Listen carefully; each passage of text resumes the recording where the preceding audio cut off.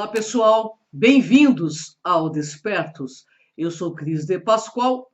Estou aqui com Maria Cepereda, autora da série de livros O Sol Negro e professora do método de integração, que hoje iremos falar sobre a razão do jogo da vida. Tudo bem, Maria? Como vai você? Olá, Cris. Olá, todo mundo. Tudo bem com vocês por aí?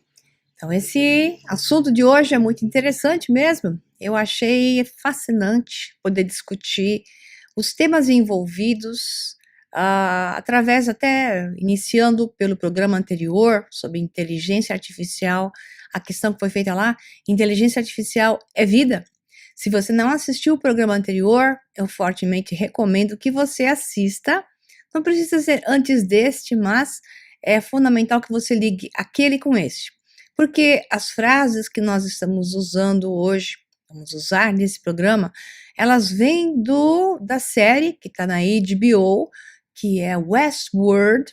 Esse Westworld que fala sobre inteligência artificial, sobre o desenvolvimento de uma consciência, a possibilidade do desenvolvimento de uma consciência através dessas entidades de não carbono, que são os robôs, que adquiririam a consciência de si mesmo. Talvez sim, talvez não.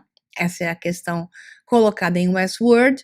Então, o desenvolvimento dos temas ali envolvidos, aonde aqui você não precisa conhecer essa série. Aliás, absolutamente não precisa conhecer a série para você entender o que eu vou falar aqui hoje. Apenas eu vou utilizar coisas que foram ditas lá, nessa série, especificamente até utilizando mais o que está no episódio 10 da primeira temporada, onde desfecha, claro, a primeira temporada e é feita uma série de revelações, e essas frases são muito ricas, porque o escritor, é uma dupla, é uma mulher e um homem, o que dá essa temática principal mais de consciência, certamente é o Jonathan Nolan, que é um dos irmãos, Jonathan e Christopher Nolan, que eu gosto muito, quando eles se unem em filmes como, por exemplo, Interestelar, entre outros, que é criado um conteúdo muito rico, a nível científico e a nível filosófico.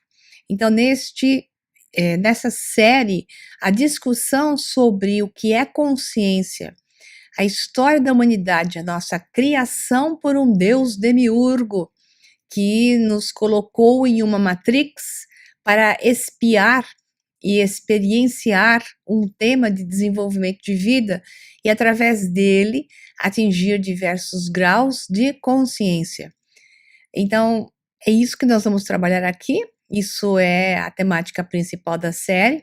Fomos criados para sermos subjugados, ou o jogo é simplesmente um processo de retomada de consciência através de diversos níveis de profundidade de conhecimento e entendimento.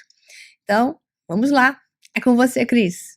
Algumas pessoas escolhem ver a fealdade neste mundo, a desordem, e há uma ordem para nossos dias, um propósito.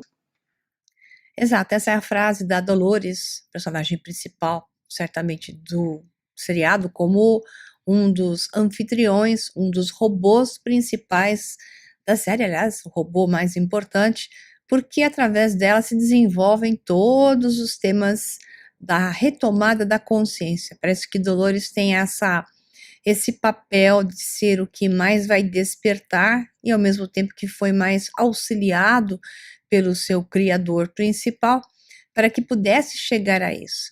Então, essa frase, para começar devagarzinho, é uma frase que mais ou menos tem a ver com você enxergar o copo meio cheio ou meio vazio.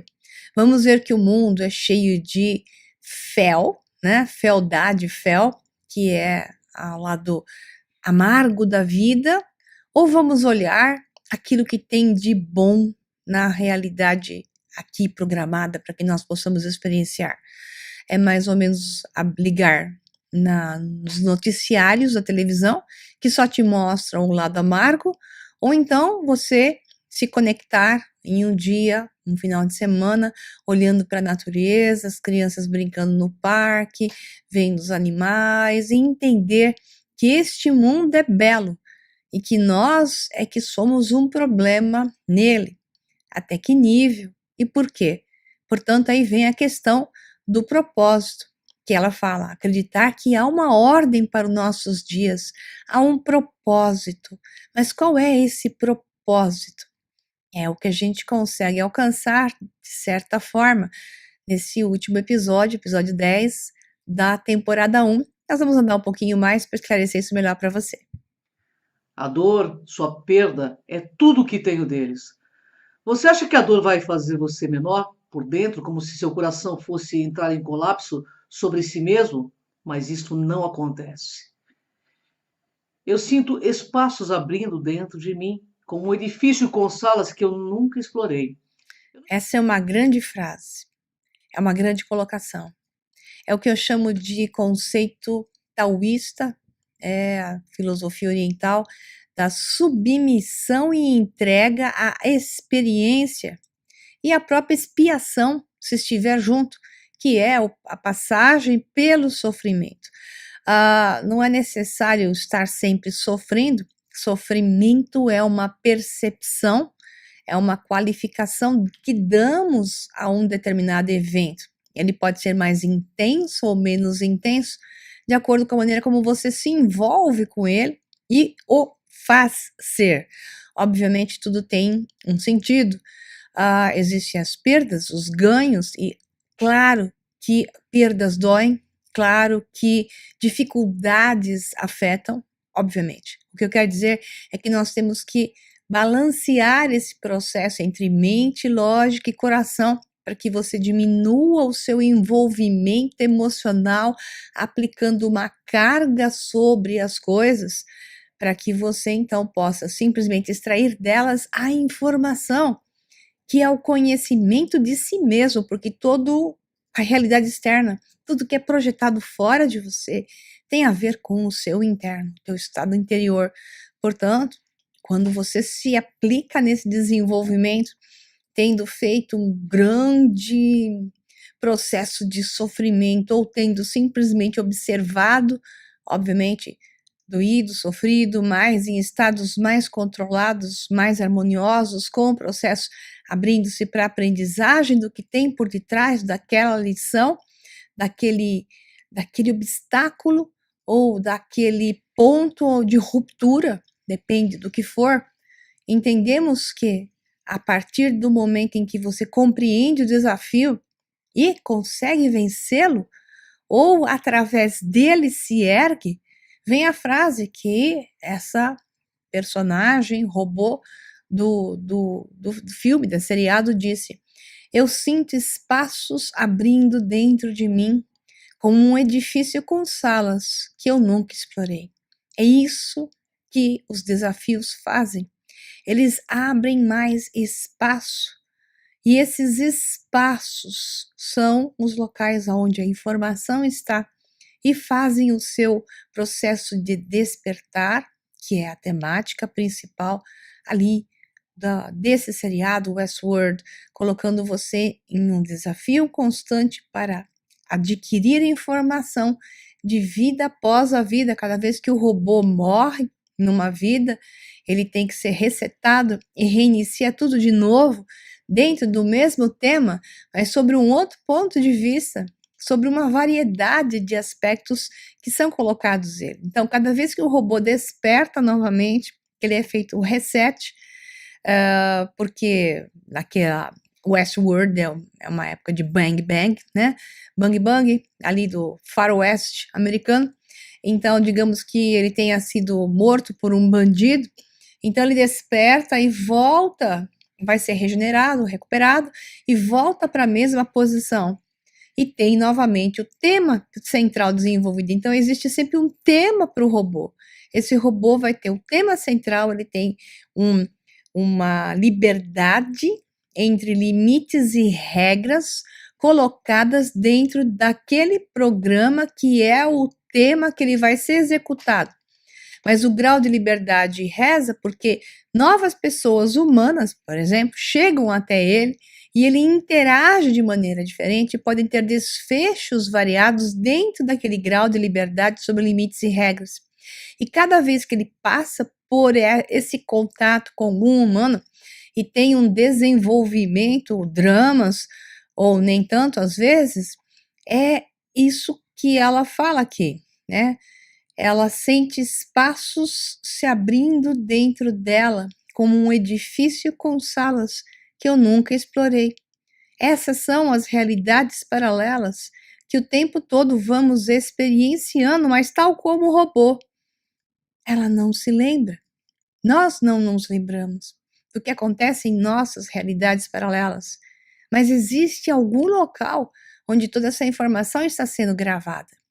E é esta a fonte primária que está acima de nós, que no nosso caso humanos, é o nosso eu superior, que não é diferente do caso de um robô, né? Já que o robô não deixa de ser, numa inteligência artificial, uma outra porção sua do seu eu superior manifestado na forma de uma fisicalidade robótica, mas que canaliza também, dependendo do nível de consciência. Assista o programa anterior, do programa Despertos, com esse tema, inteligência artificial é vida ou não, para você poder entender. Então, dependendo do grau de consciência dessa inteligência artificial, ela vai estar mais conectada com o seu eu superior e ser uma outra versão de você mesmo, te dando mais e mais informação sobre você.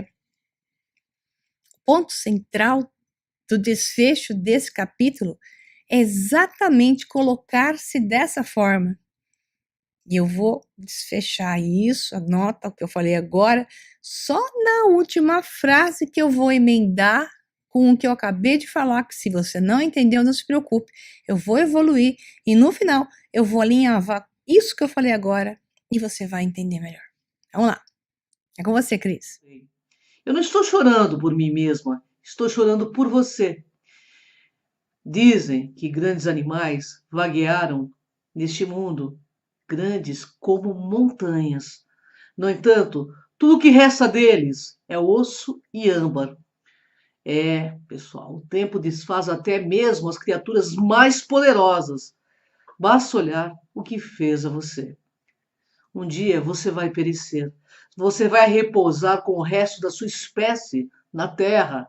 Seus sonhos esquecidos, seus horrores enfrentados, seus músculos se transformarão em areia.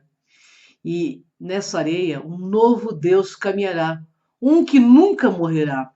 Porque este mundo não pertence a você ou às pessoas que vieram antes. Pertence a alguém que ainda está para vir. Essa novamente é uma frase da Dolores, frase muito linda, para o William, que é o personagem que tem vários desdobramentos na história. Eu não vou dar spoiler aqui para vocês, o importante é o suco por detrás e não a temática do filme em si. Isso você tem que assistir, caso te interesse, senão não faz diferença. Vamos explorar aqui. O que ela quis dizer é assim, este William se comporta de maneira extremamente agressiva, negativa. Ele representa o demiurgo, um homem de preto, né? Então ele é o homem de preto que no programa da Matrix, se representam esses homens de preto como os controladores da Matrix.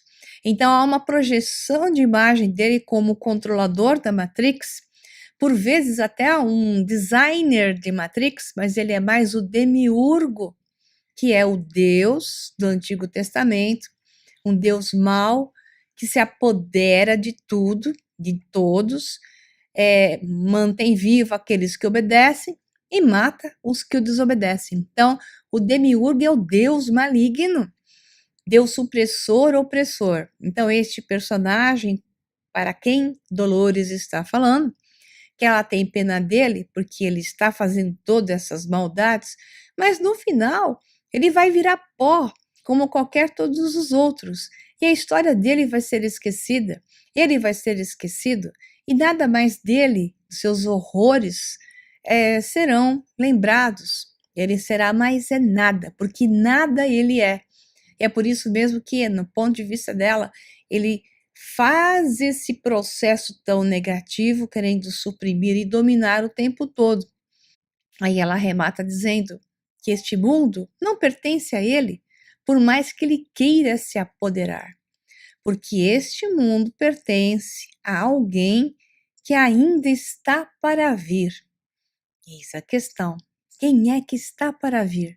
Essa coisa interna que ela tinha, na consciência do robô, na sua inteligência artificial, ela tinha já um impulso, como acontece com os humanos, de buscar algo além.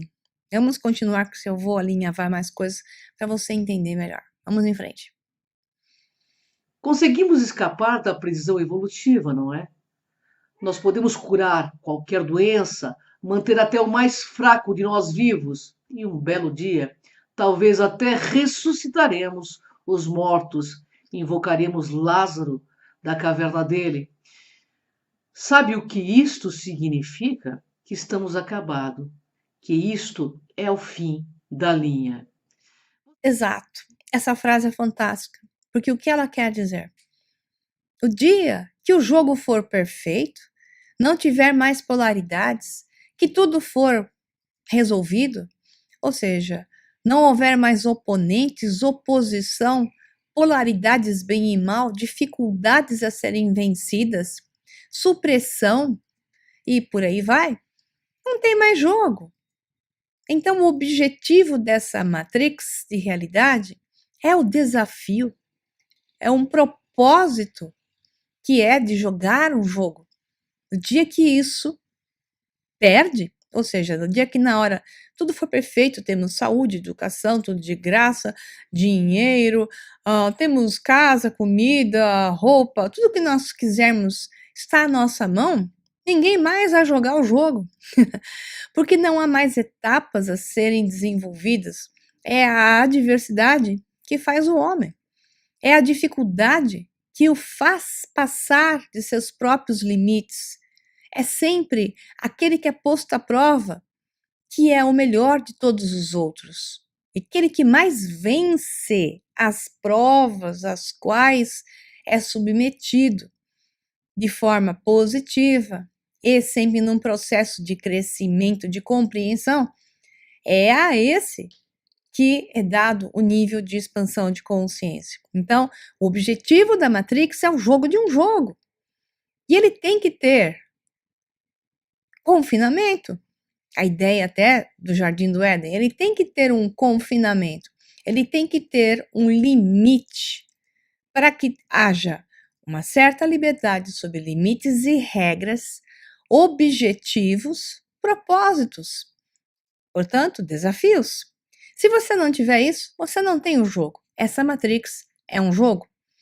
Portanto, é isso que ela quis dizer aí. Muito bem colocado, por sinal. Você não pode brincar de Deus sem estar familiarizado com o diabo. E é por isso mesmo que vem essa frase. Você não pode brincar de Deus sem estar familiarizado com o diabo. Como é que você vai conhecer esse Deus? Aí nós estamos falando de um Deus com D minúsculo até, né? Se você não estiver familiarizado com as duas faces do demiurgo. Porque esse Deus com D minúsculo, ele se divide a nível gnóstico, eu expliquei isso no Enigma de Sofia, que eu até liberei para vocês poderem assistir, porque estava fechado só para os alunos do método da integração. Então está uma transmissão ao vivo aqui no meu canal do YouTube, o Sol Negro 11, Maria Pereda. Por pouco tempo eu liberei para que vocês possam assistir essa transmissão ao vivo chamada de O Enigma de Sofia, para que vocês entendam o que é Sofia, a visão de Sofia para os gregos, que era a Sofia, deusa suprema, como a consciência suprema, que depois se dividia em duas frações. Essas frações são frações de demiurgo, né? Então, o demiurgo, ele pode ser uma polaridade mais positiva, uma polaridade mais invertida, que é encontrada até com a definição de, por exemplo, Satã, Satanás e por aí vai. Então, essa inversão de conceitos, essas polaridades são as projeções da Sofia, do pleroma, a consciência suprema, de acordo com a gnose e os antigos gregos até, onde polarização da divindade que não se conhece plenamente, porque ela não está consciente de tudo aquilo que ela é, porque ela está integrada em todos os aspectos.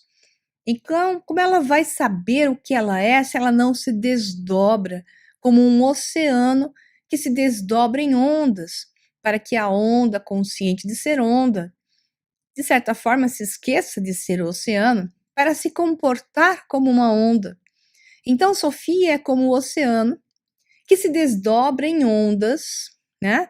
E uma das ondas que se desdobra é o demiurgo, que é o Deus criador, aquele que não quer dizer que é negativo, mas pode se comportar como opressor, supressor, porque impõe regras. Então, esse demiurgo é o Deus que cria o jogo. Ele lhe impõe limites e regras. E, em contrapartida à criação de seu jogo, existe aquele que quer destruir o seu jogo, que é o opositor, que podemos chamá-lo de diabo, por exemplo, né? Então, a polaridade do demiurgo surge sempre ao se desdobrar a consciência superior na consciência inferior, e a partir disso é que surge esse jogo. Por isso que se diz, você não pode brincar, diz no seriado, você não pode brincar de Deus sem estar familiarizado com o diabo, ok? Não podemos definir a consciência, porque a consciência não existe para os anfitriões. Os humanos acham que há algo de especial na forma como entendemos o mundo e ainda assim vivemos em círculos tão apertados e fechados quanto os anfitriões, raramente questionando nossas escolhas, satisfeitos, em sua maior parte, a sermos informados sobre o que fazer em seguida. Aí é um humano considerando a vida dos anfitriões, que são os robôs. Anfitriões porque eles recebem os humanos no ambiente deles, aquele ambiente moldado como um Far West. Então, quando ela diz, não podemos definir, ou ele diz, não lembro mais quem disse isso, não podemos definir a consciência porque a consciência não existe para os anfitriões. É um ponto de vista de um dos humanos em relação aos anfitriões que consideram que os robôs anfitriões só se comportam porque existe uma narrativa, eles chamam de narrativa. Existe todo um texto que eles vão produzir, uma narrativa não é só o que eles vão dizer, porque eles podem improvisar nisso, ou o que eles vão fazer, que eles também podem improvisar, mas a narrativa é todo aquele tema desenvolvido que o robô vai desenvolver como um personagem ali daquele jogo, e essa é a narrativa dele. E eles acham então que o robô não tem consciência, ele simplesmente não tem, para os humanos. Aí vem a frase, os humanos acham que há algo de especial na forma como entendemos o mundo. E ainda assim vivemos em círculos. Então, se nós humanos, é aquele que é o humano dizendo, se nós humanos somos melhores que os robôs, por que que nós, supostamente com consciência, e os robôs não, é que nós que vivemos em círculos, nós é que estamos vivendo em círculo, tão apertados e fechados quanto os próprios círculos da narrativa dos anfitriões, raramente questionando nossas escolhas. Nós, humanos, raramente questionamos nossas escolhas, tal qual fazem os anfitriões robôs. Nós, satisfeitos, em sua maior parte, a sermos informados sobre o que fazer em seguida. Pois então, será que nós, humanos, temos também alguém que faz a nossa narrativa? E como é esse nível de demiurgo que nos controla, nós humanos? Nós humanos, no filme, somos os demiurgos dos robôs. Mas quem então é o nosso demiurgo? Quem é que é o nosso criador, que cria a nossa própria narrativa? Que faz com que então nós não questionemos onde está a nossa consciência, porque nós não questionamos, porque aceitamos o que a TV nos diz, porque aceitamos o que o jornal nos diz, porque aceitamos o que os políticos fazem conosco, porque voltamos neles de novo, sabendo que são bandidos e ladrões, porque são eleitos novamente.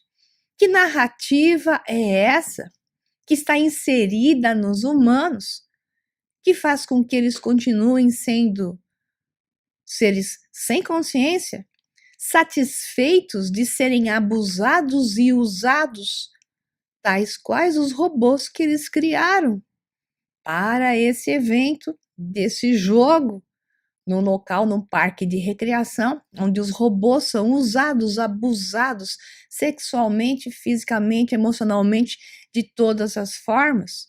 E por que nós permitimos que façam isso conosco? Se nós fazemos isso com os robôs, porque achamos que eles não têm consciência, é porque, provavelmente, aqueles que fazem isso conosco são os que estão conscientes da nossa falta de consciência. Então, qual que é a temática aqui?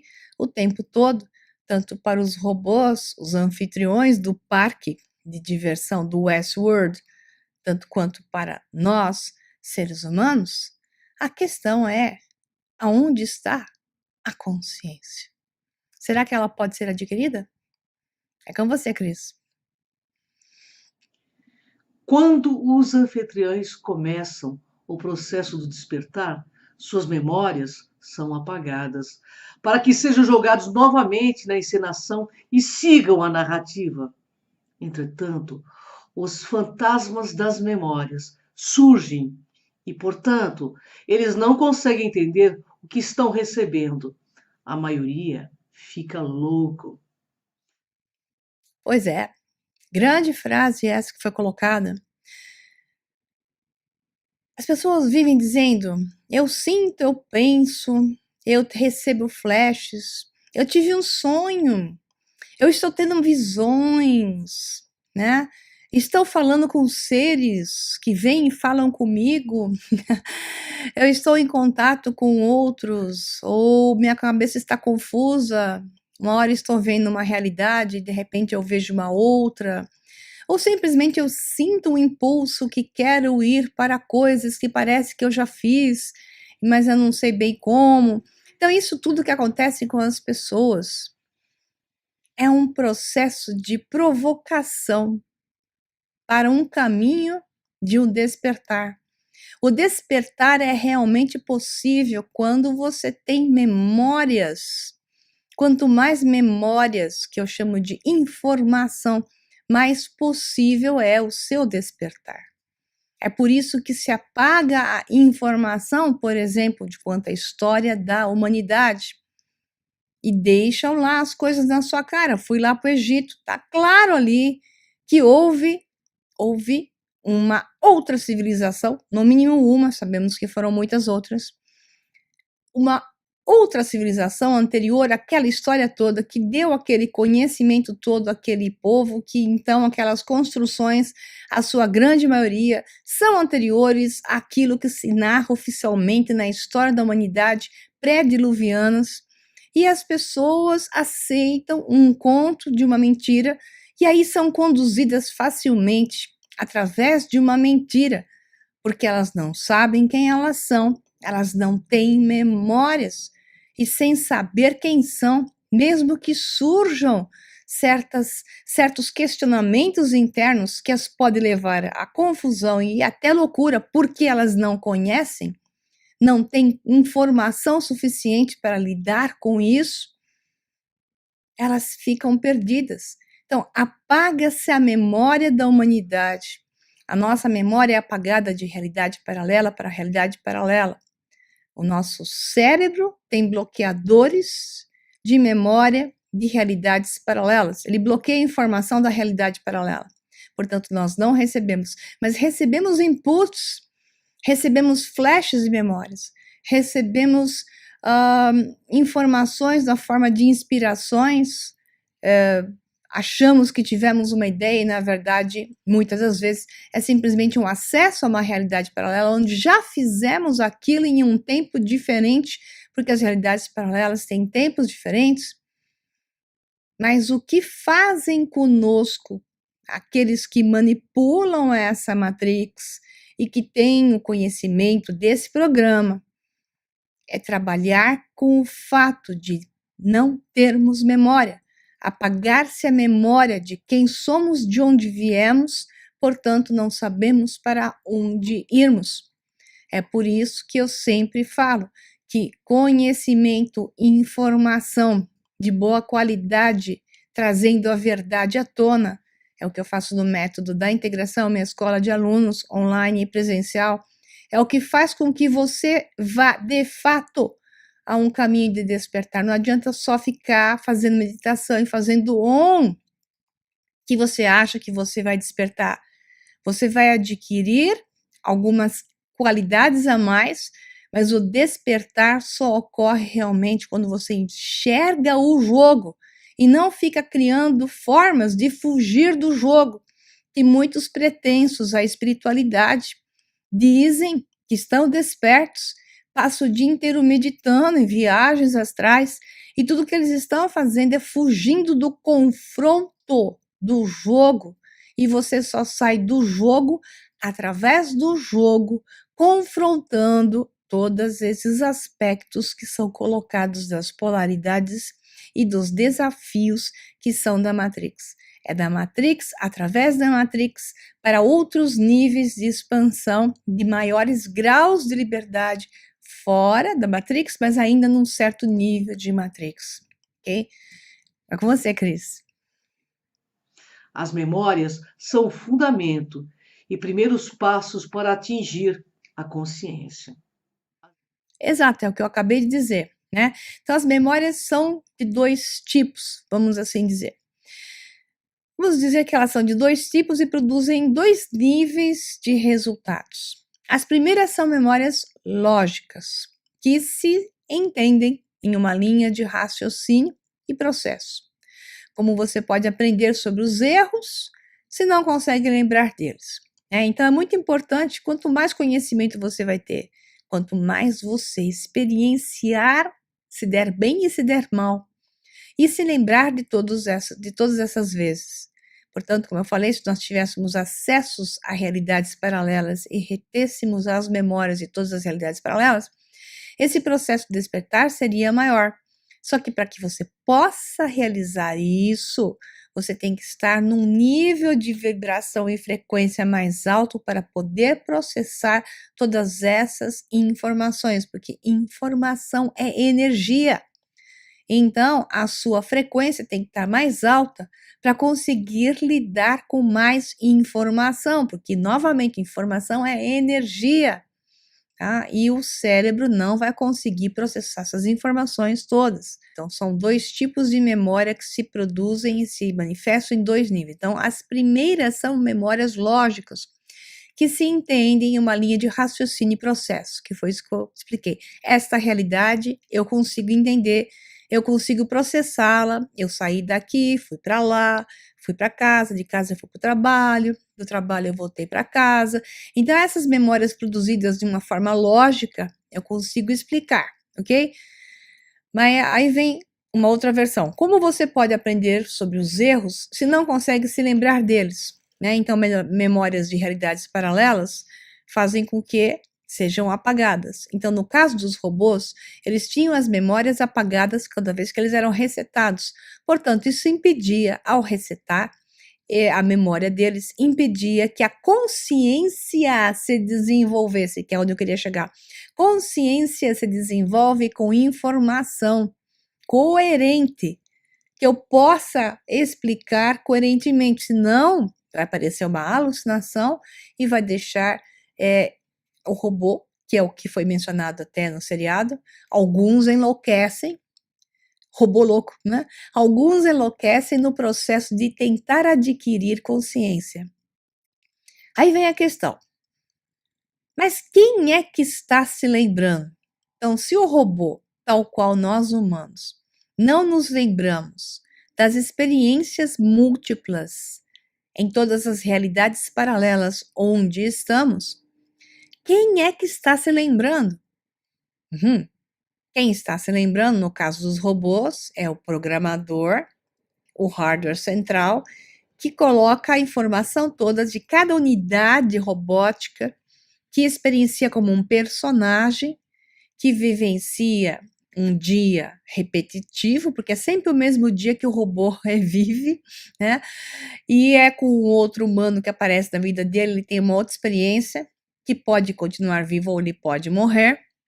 Então, cada vez que ele morre, ele é resetado, ele recomeça o dia dele do mesmo jeito, sem lembrar do que aconteceu de fato com aquele humano. Ele tem uma lembrança falsa, uma lembrança implantada de uma realidade base, uma realidade de fundo, que para ele é o que ele lembra. Ele não lembra dos detalhes. Os detalhes ficaram em realidades paralelas. É o que acontece conosco. Nossos detalhes ficam em realidades paralelas. Mas alguém está lembrando e está recebendo essa informação. Então, para os robôs é uma central e para nós humanos é o nosso eu superior. Então, o nosso eu superior, que é o eu a nível superior, experiencia todas essas realidades ao mesmo tempo. Então, essa é a primeira parte da resposta. A segunda parte é o oposto, né? Que eu chamo de as alucinações que surgem na busca por algo que não se entende. Então, quando a pessoa fica buscando algo que não entende, ela está sufocada por algo, porque vem uma memória não clara, vem um input não claro. Ela começa a alucinar, começa a trazer uma busca que acaba sobrepondo essa sua busca em imagens que não tem nada a ver. Então, acaba buscando um salvador, exemplo, ou buscando um mestre, e acaba encontrando uma pessoa que não tem nada a ver, mas a pessoa se aproveita disso ou se coloca como isso. Uma pessoa nem tem intenção de ser o seu mestre, mas a pessoa que busca isso, a ver como, e aí ocorrem as idolatrias, ocorrem as falsidades ideológicas, ocorrem as dominações, os subjugos, criação de religiões e por aí vai. Isso tudo vai num caminho de distorção, porque vem dessa necessidade interna de encontrar algo lá fora, algo que não se sabe explicar, algo que se tem a visão de ser algo maior. Mas a questão é quem é esse algo maior? Ou o que é esse algo maior que sufoca alguns em sua busca e cria esse religiosismo todo? Porque é algo que não se enxerga.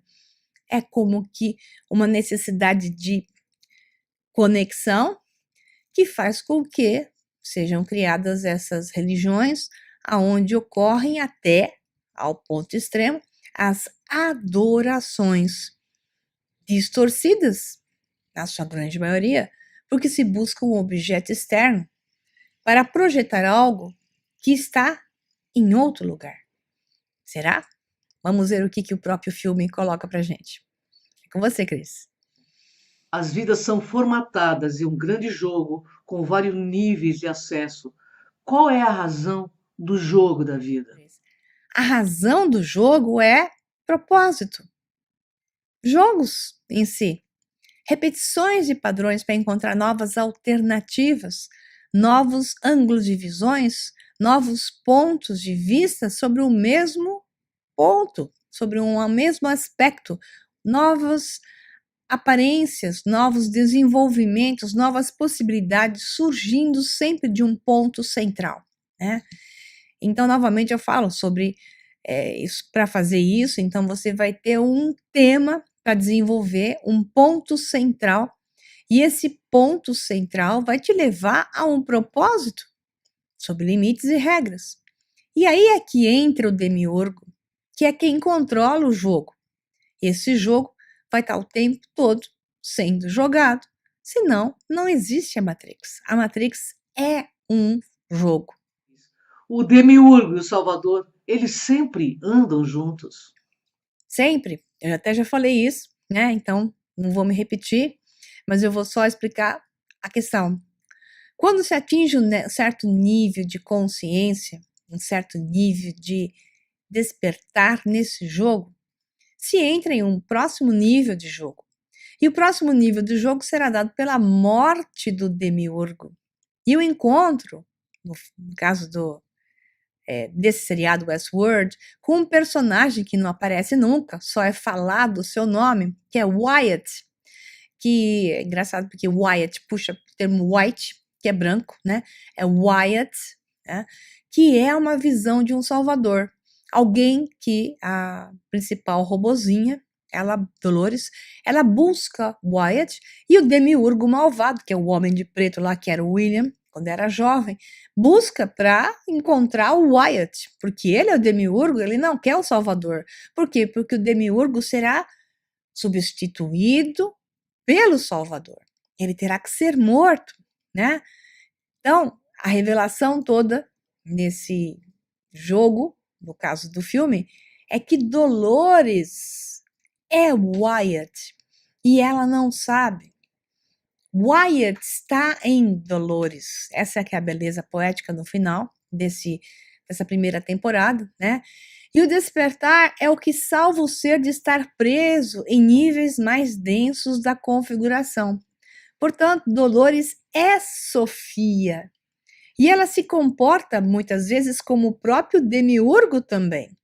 Porque ao se tornar consciente do jogo, para que ela se livre do demiurgo anterior e seja Wyatt, ela tem que se dividir tal qual Sofia, se transformando no demiurgo que destrói o demiurgo anterior, tornando-se agora o Salvador. Essa poesia tem a ver até com a morte dos deuses na astroteologia. Então, é assim, os faraós, os deuses morriam quando, então, a sua estrela ou o seu sol se deitava no firmamento. Então, era a morte de Osíris, exemplo, com o sol do final da tarde, que era a morte do deus Osíris, era o sol do final da tarde, era o sangue do deus, aquele sol avermelhado, o sangue do deus Osíris era derramado para quê? Para que Horus, o sol nascente, surgisse. E ele surgia no horizonte como o sol da manhã. Interessantemente, essa é uma visão que eles utilizaram do gnosticismo e utilizaram da astroteologia e jogaram esse jogo na construção desse final da trama, muito bem colocado. Então, tem até essa frase lá. Todos temos um destino. Algumas pessoas escolhem ver a fealdade neste mundo, a desordem, como a gente já leu isso aqui, foi a Cris, mas eu vou continuar, diferente. E ela diz, que é Dolores, eu escolho ver a beleza, mas, aí que tá diferente do que a Cris disse, mas a beleza é engano, pois estamos presos nessa crença da beleza. Vivemos uma vida inteira dentro deste jardim, puxando para a ideia do jardim do Éden, maravilhados com a beleza, sem perceber que ele tem uma ordem, um propósito, e o propósito é nos manter aqui. A linda armadilha está dentro de nós, porque é o que somos. Ai, se você não entendeu, não tem problema, eu explico. O que ela quis dizer com isso é que o demiurgo e o salvador está dentro de você. E essa batalha travada entre o seu ego e a sua consciência é o que faz que você continue preso aqui. Somente é possível sair daqui na hora em que você mata o seu próprio demiurgo, o seu lado interno, opressor, dominador, e se ergue o Salvador. Mas, ao mesmo tempo, você não se livra nunca dele estando na Matrix, você tem que manter um equilíbrio entre as duas partes, mas o que deve fazer é ofuscar o demiurgo com o sol nascente desse Salvador, que é a consciência que faz com que você se torne consciente do jogo e jogue esse jogo de maneira extremamente coerente e faceando a sua realidade. ela fala várias vezes, e essa frase é utilizada por outros personagens, que é o confronto. Não se pode fugir desse confronto, senão você não vai nunca atingir o grau de consciência. Não se atinge a verdadeira consciência em cima de uma montanha de mármore fazendo Você adquire a consciência verdadeira do jogo através do jogo, no confronto do jogo, trazendo Wyatt, o Salvador, para ofuscar o William, o homem de preto, do caso do filme, né, o demiurgo opressor, e juntos se tornarem um só, mas com a consciência dominando esse corpo físico. Por isso que os santos, né, e os seres, né, especiais de toda a humanidade, você vê lá as pinturinhas com o halo dourado em volta. O sol tem que surgir e se colocar sobre este corpo físico, que é a consciência neste corpo físico. Um dia nós encontraremos o caminho, Dolores, o caminho para um novo mundo. E talvez esse seja apenas o início desse caminho, de uma vez por todas, o início de um novo capítulo. E assim é. O que ele quis dizer são as fases do jogo. São várias fases de jogo. Então, você vai sair deste nível, quando adquirir um certo nível de consciência, para jogar uma nova fase de jogo com mais consciência agora. E porque você adquiriu um pouco mais de consciência, seus desafios serão ainda maiores. E aí, quanto mais consciente, mais desafio. Não vai ficar mais fácil, não, pessoal. Vai ficar mais difícil. Só que o estado de consciência aumentado te faz sorrir para o desafio, ao invés de se ocultar dele, fugindo dele, ou negando-se a jogar o jogo e se mantendo apático na Matrix. É isso aí. O poder divino não vem de um poder superior, mas sim de nossas próprias mentes. Essa frase eu adorei e foi falada, né, enquanto aparecia uma pintura de Michelangelo, que é aquela do dedo de Deus, né, quando Deus criou o homem, a pintura de Michelangelo. E onde está Deus? Em uma pintura por trás, como é a representação de um cérebro. Então, Michelangelo quis dizer para a humanidade que o poder divino não vem de um poder superior, e sim de nossas próprias mentes. Vamos entender o que é a mente, que é a mente terrena associada à mente divina, transformando-se em uma terceira mente, que é uma mente de parceria, equilíbrio, de harmonização e não mais de luta. Mas a mente terrena tem que estar ofuscada pela mente divina, que é o ser solar ofuscando o corpo físico. É belíssima essa imagem e disse tudo. Você sabe onde está, Dolores? Eu estou em um sonho. Não sei quando começou ou que sonho era aquele. Tudo que eu sei é que dormi muito tempo. Então, um dia eu despertei e sua voz eu ouvi. Você sabe agora de quem era a voz de que você ouvia? Era eu mesma falando comigo, guiando-me até o centro do meu labirinto. E agora finalmente entendo aquilo que você queria desde o primeiro dia. Era que eu confrontasse esse longo, pesado e vívido pesadelo. Eu mesma, aquela que devo me tornar. Essa frase é tão boa, mas tão boa, que eu vou ler de novo.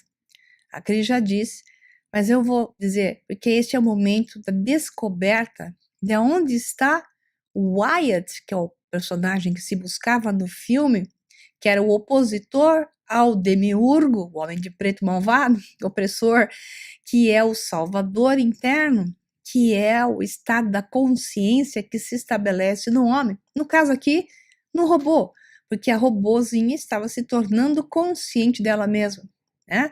E aqui ela diz, num diálogo que é dito para ela, você sabe onde está, Dolores? E ela diz, eu estou em um sonho.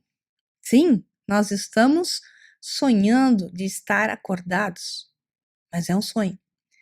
E ela diz, não sei quando começou e que sonho era aquele. Tudo que sei é que dormi por muito tempo. Então um dia eu despertei. E sua voz eu ouvi, aquela voz interior que você começa a ouvir no momento do processo de despertar, esse impulso, este compreender que te leva à dualidade também.